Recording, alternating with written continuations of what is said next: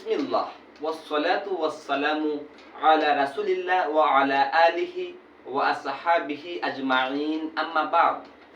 সুপ্রিয় দর্শক, কাছে এবং দূরে যে যেখান থেকে আমার এই ভিডিও দেখতেছেন, সবাইকে মোবারকবাদ। আজ আমরা খুবই গুরুত্বপূর্ণ একটা বিষয়, যেটা আমাদের বাস্তব জীবনে খুবই গুরুত্বপূর্ণ, ইসলামের এই বিষয়টা নিয়ে আমরা আলোচনা করব। আর সেই বিষয়টা হচ্ছে বিয়ের ক্ষেত্রে ছেলে এবং মেয়ে একজন আরেকজনকে দেখা এবং প্রয়োজনে প্রশ্ন করে জানার অধিকার আছে কি না। রাসূল সাল্লাল্লাহু আলাইহি ওয়াসাল্লাম বলেন, মানুষ মেয়েদেরকে বিয়ে করে চারটা জিনিস দেখে: বংশ, সম্পত্তি, সৌন্দর্য আর হচ্ছে গুণ। রাসূল বলেন, আমার উম্মতের কর্তব্য হলো সবথেকে বেশি গুরুত্ব দেওয়া গুণকে। এখন আপনি যদি গুণকে গুরুত্ব দেন, তাহলে কিভাবে দিবেন যদি তার সাথে আপনি কথা না বলেন? তো এই জন্য কথা বলার জন্য আপনাকে অবশ্যই একজন অভিভাবকের আশ্রয় নিতে হবে। অর্থাৎ মেয়ের পক্ষ থেকে কোনো অভিভাবক, অথবা মোবাইলের মাধ্যমে যদি কোনো অভিভাবকের মাধ্যমে হয়, তাহলে আপনি তার সাথে কথা বলে তার সম্পর্কে আপনার জানতে হবে। কারণ না জেনে চোখ বুঝে বিয়ে করার নাম ইসলাম না।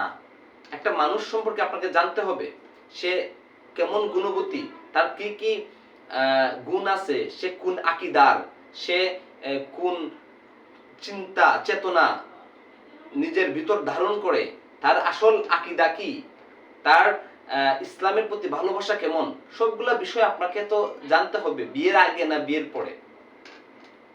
অবশ্যই বিয়ের আগে জানতে হবে। তো এই জন্য আপনি অবশ্যই তার সম্পর্কে জানবেন, তার সাথে কথা বলবেন অভিভাবকের সাহায্য নিয়ে, বা অভিভাবকের উপস্থিতিতে। আপনি ধরেন দাদি বা নানি কারো উপস্থিতিতে আপনি মেয়ের সাথে কথা বলবেন। যখন আপনি বিয়ে করতে যাবেন, মেয়ের সাথে সরাসরি কথা বলবেন বিভিন্ন বিষয়, যে সে কোন মাইন্ডের, তার থিঙ্কিং কি, তার জীবন সম্পর্কে কেমন ধারণা, ঠিক আছে? তো এগুলা সবগুলো বিষয় বিয়ের আগে জানতে হয়। বিয়ের পরে জানতে গেলেই ঝামেলা। যখন আপনার এবং তার থিঙ্কিং, তার চিন্তা ধারণা চেতনা মিলবে না, তখন এই সংসারটা কি টিকতে পারে? এই সংসার তো টিকবে না। স্বাধীনতা অর্জনের চেয়ে স্বাধীনতা রক্ষা করা কঠিন। আপনি শুধু খুব তাড়াতাড়ি বিয়ে করে ফেললেন, কিন্তু বিয়েটা টিকলো না, বা আপনি একটা সংসার রক্ষা করতে পারলেন না, তাহলে কিন্তু এই রক্ষা করতে না পারার কারণে অনেক গুনার জন্ম হয়। আমরা আস্তে আস্তে বিস্তারিত জানবো ইনশাআল্লাহ। তো প্রথম বিষয় যেটা, যে রাসূল সাল্লাল্লাহু আলাইহি ওয়াসাল্লাম কি বলছেন, যে তুমি সবথেকে বেশি গুরুত্ব দিবা গুণকে। এখন গুণকে গুরুত্ব দিতে হলে আমার অবশ্যই মেয়ের সাথে কথা বলতে হবে, মেয়ের সম্পর্কে আমাকে জানতে হবে। মেয়ের বাবা, মেয়ের চাচা, মেয়ের মা, তাদের সম্পর্কে জেনে তো আমার লাভ নেই, কারণ তাদের গুণ বিচার করতে তো আল্লাহ রাসূল বলেননি। আল্লাহ রাসূল বলছেন যে মেয়েকে আমি বিয়ে করব, সেই মেয়ের গুণ সম্পর্কে আমার জানতে হবে। তো এই জন্য কোনো দাদি নানি অথবা কোনো অভিভাবকের উপস্থিতিতে আমার যেভাবে হোক তার সাথে কথা বলতে হবে, তাকে জানতে হবে, নাম্বার 1। নাম্বার 2, যে বিষয়টা, একটা মেয়ের ক্ষেত্রে ঠিক তদ্রূপ একজন অভিভাবকের উপস্থিতিতে, অথবা দাদি নানি বা নানা দাদা, যে কারো উপস্থিতিতে সে ছেলের সম্পর্কে অবশ্যই জানবে, যে ছেলের চিন্তা চেতনা কি, ছেলের মাইন্ড কি, ছেলের আকীদা কি, সে সবকিছু বিষয় বিয়ের আগে জানতে হবে। আর একটা বিষয় হচ্ছে, ধরেন একটা মেয়ে সে খুব পর্দাশীল, কিন্তু বিয়ের পরে দেখা গেল তার হাজবেন্ড তাকে পর্দা করতে দিচ্ছে না, এমন অনেক ঘটনা আমরা জানি। সে মুসলমান হওয়া সত্ত্বেও সে পর্দা পছন্দ করে না, এমন অনেক ঘটনা আমাদের সমাজে, বাস্তব জীবনে আমাদের আশেপাশে অহরহ আছে। এখন বিয়ের আগেই একজন আরেকজনকে না বুঝার, না জানার কারণে আজকে মেয়েটা বেপর্দা ভাবে সমাজে ঘুরে বেড়াচ্ছে। একটা পর্দাশীল মেয়েকে আপনি বেপর্দা বানিয়ে দিলেন শুধুমাত্র রাসূল সাল্লাল্লাহু আলাইহি ওয়াসাল্লামের সুন্নত, রাসূল সাল্লাল্লাহু আলাইহি ওয়াসাল্লামের পথ অনুসরণ না করার কারণে। তো রাসূল সাল্লাল্লাহু আলাইহি ওয়াসাল্লামের পথ হচ্ছে বিয়ের আগে ছেলে মেয়ে একজন আরেকজনকে জানবে, একজন আরেকজনকে দেখবে। রাসূল সাল্লাল্লাহু আলাইহি ওয়াসাল্লাম বলেছেন, ইবনে মাজাহ নাসাইর নিকাহ অধ্যায়ে আপনারা সবাই পাবেন যে বিয়ার উদ্দেশ্যে, প্রেমের উদ্দেশ্যে না, কিন্তু বিয়ের উদ্দেশ্যে ছেলে মেয়েকে দেখা এবং মেয়ে ছেলেকে দেখা এবং দেখার পর প্রয়োজনে একজন আরেকজনকে জানা সবই সুন্নাত। আপনি যদি হাদিসের ব্যাখ্যা পড়েন তাহলে সবই সুন্নাত, কিন্তু উদ্দেশ্য থাকতে হবে বিয়ে। ইন্নামাল আমালু বিন্নিয়াত, প্রত্যেকটা আমল নির্ভর করে নিয়তের উপর। এখন আপনার নিয়ত কি আল্লাহ তো জানেন, তো আপনার নিয়তের উপর ডিপেন্ড করে আপনাকে হয় পুরস্কার দেওয়া হবে অথবা শাস্তি দেওয়া হবে। সুতরাং প্রত্যেকটা ছেলে মেয়ে বিয়ের আগেই একজন একজনকে দেখবে, জানবে এবং কথা বলে তাদের চিন্তা চেতনা, তাদের যে আকীদা, তাদের কেমন ভালো লাগা, কেমন খারাপ মন্দ লাগা, সবগুলো বিষয় বিয়ের আগে আলোচনা করবে। যদি দেখা যায় ছেলে এবং মেয়ে তাদের ম্যাক্সিমাম চিন্তা চেতনা মিলতেছে, তাহলে তারা বিয়ের জন্য সামনে যাবে এবং সেই বিয়েটা বরকতময় হবে।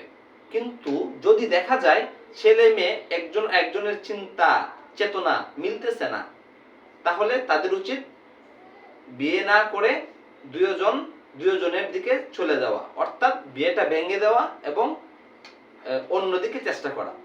তা না হলে কি হয়, বিয়ের পরে কিন্তু অনেক সমস্যা হয়। যেমন ধরেন, দেখা যায় বিয়ের পরে ছেলেটা ইসলামিক মাইন্ডের অথচ মেয়েটা ইসলামিক মাইন্ডের না। সে চায় বেপর্দাভাবে চলাফেরা করতে, অন্য পুরুষদের সাথে কথা বলতে, তারপর সে চায় চাকরি করতে। এখন দেখা যায় যে মানে ছেলেটা বিয়ে করেছে, সে ইসলামিক মাইন্ডের, সে বলতেছে যে না, আমার স্ত্রী সাংসারিক, আমি তাকে চাকরি করাবো না। বাট স্ত্রী বলতেছে যে না, আমার সংসার ভালো লাগে না, আমাকে চাকরি করতেই হবে। এই যে দ্বন্দ্ব, এই দ্বন্দ্বটা নিরসনের উপায় কি? এই দ্বন্দ্ব যে হচ্ছে, আপনার কি গুনাহ হচ্ছে না? বিয়ের পরে যে আপনি দ্বন্দ্ব করতেছেন, মারামারি করতেছেন, ঝগড়া করতেছেন, গালি গালাজ করতেছেন, আপনার কি গুনাহ হচ্ছে না? এগুলো কবিরা গুনাহ হচ্ছে। রাসূল সাল্লাল্লাহু আলাইহি ওয়াসাল্লাম বলেছেন, সিবাবুল মুসলিমি ফুসুকুন, মানুষকে গালি দেওয়া হচ্ছে ফাসিকি, বড় পাপ। তাহলে বিয়ের আগে হয়তো আপনার কিছু মাকরু অথবা কিছু সগীরা গুনাহ যদিও হতো, তারপরও আপনার একজন একজনকে জানার ফলে ভবিষ্যতে বড় বড় গুনাহ থেকে কিন্তু আপনারা বাঁচতে পারতেন। তবে আমি কিন্তু আবারও বলতেছি একটা কথা, যে আপনারা বিয়ের আগে একজন অভিভাবকের উপস্থিতিতে, বারবার বলতেছি, নির্জনে একটা ছেলে একটা মেয়ে দেখা করা এটা ইসলামে নিষেধ। একজন অভিভাবকের উপস্থিতিতে অথবা ফোনের মাধ্যমে প্রয়োজনে বিয়ার উদ্দেশ্যে ছেলে মেয়েকে জানবে এবং মেয়ে ছেলেকে জানবে। এটা ইসলাম এটাকে সাপোর্ট করে। প্রয়োজনে একজন একজনকে জানবে, কারণ এই না জানার কারণে ভবিষ্যতে কিন্তু অনেক সমস্যা হয়। দেখা যায় ভবিষ্যতে ছেলে মাজার পূজারি, আবার মেয়ে দেখা যায় সে মাজার পছন্দ করে না। তখন দেখা যায় যে ছেলে এক সময় তাকে বাধ্য করে যেন সে মাজারে মানে যায় এবং সে তার আকীদাটা গ্রহণ করে। তো সামান্য যদি তারা বিয়ের আগেই একজন একজনের আকীদা সম্পর্কে স্পষ্ট জানতো, তাহলে তো আজকে এই সমস্যা হতো না। তো সামান্য ভুলের কারণে আজকে ভবিষ্যতে কি হচ্ছে, তার আকীদা, মেয়ের আকীদাই আজকে নষ্ট হয়ে যাচ্ছে। এখন আপনি চিন্তা করেন, যদি একটা মেয়ের আকীদা নষ্ট হয়ে যায়, তাহলে কোনো আমল কি কাজে আসবে? নামাজ রোজা পর্দা কোনো কাজে আসবে না, কারণ সবার আগে হচ্ছে আকীদা। সুতরাং বিয়ের আগেই অভিভাবক তো অবশ্যই খোঁজ নেবেন, পাশাপাশি ছেলে মেয়ে একজন একজনকে জিজ্ঞেস করবে, জানবে, একজন একজনের আকীদা, একজন একজনের চিন্তা ধারণা, সবগুলো বিষয় সম্পর্কে সুস্পষ্টভাবে তাদের আলোচনা করতে হবে। তা না হলে আজকে কিন্তু অনেক সংসার ভেঙে যাচ্ছে। বিয়ে হচ্ছে খুব তাড়াতাড়ি, কিন্তু সংসারও খুব তাড়াতাড়ি ভেঙে যাচ্ছে। বিয়ে হওয়ার পরেই দেখা যায় 6 মাস, 2 মাস, 3 মাস, 4 মাস পরেই সংসার ভেঙে যায়। তার অন্যতম কারণ হলো একজন একজনকে বুঝে না, একজন একজনকে জানে না। সুতরাং আমরা এখন আপনারা বলতে পারেন, আমাদের আগে অনেক মানুষ তো একজন একজনকে না জানার